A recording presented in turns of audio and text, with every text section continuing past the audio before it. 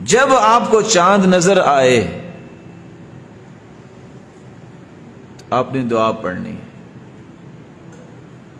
آپ نے کیا کرنا؟ دعا کیا ہے؟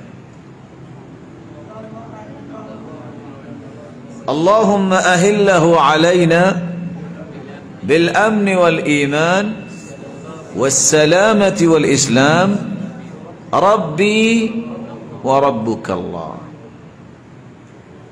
دوسری روایت کے الفاظ یہ ہیں، آپ یہ بھی کہہ سکتے ہیں والتوفیق لما تحبه وترضاه ربی وربک. تیسری روایت میں الفاظ یہ ہے، آپ ان الفاظ کا اضافہ بھی کر سکتے ہیں غیر مضلین ولا ضالین. پسند کریں گے میں اس کا ترجمہ کر دوں؟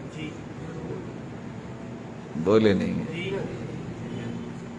میں آپ کو دبا نہ دوں، آپ تھکے ہوئے آئے گا کیا جی.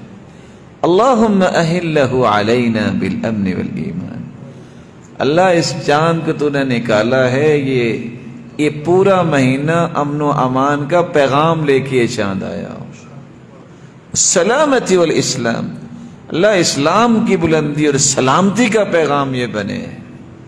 والتوفیق لما تحب وترضى، اور پورا مہینہ ہمیں اس بات کی توفیق دینا جس سے تو راضی ہو جائے. غیر ضالین ولا مضلین، اللہ نہ ہم کسی کو گمراہ کرے اس پورے مہینے میں، نہ کوئی ہمیں گمراہ کر سکے. ربی وربک اللہ الہ العالمین، تو نے یہ نعمت جو دی ہے اے چاند، تیرا رب اور میرا رب ایک اللہ ہے. ایک دوسرا کام بھی آپ نے کرنا ہے، جب چاند نظر آ جائے تو آپ نے تکبیریں کہنی ہیں. اللہ اکبر، لا الہ الا اللہ، الحمد للہ، سبحان اللہ. جب ان کو ملائیں گے تو کیا بنے گا؟ اللہ اکبر، لا الہ الا اللہ واللہ اکبر، اللہ اکبر وللہ الحمد. حدیث کے الفاظ ہیں، سلسلہ صحیحہ کی روایت ہے 1621.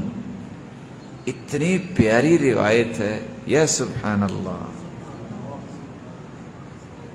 ما اہل محل قط الا بشر،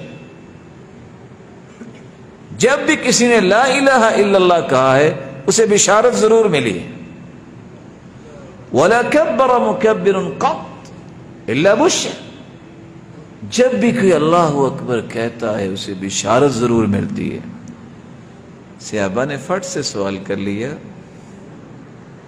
یا رسول اللہ الا بشر بالجنہ، اس کو جنت کی بشارت ملتی ہے؟ قال نعم، جی ہاں، جنت کی بشارت ملتی ہے.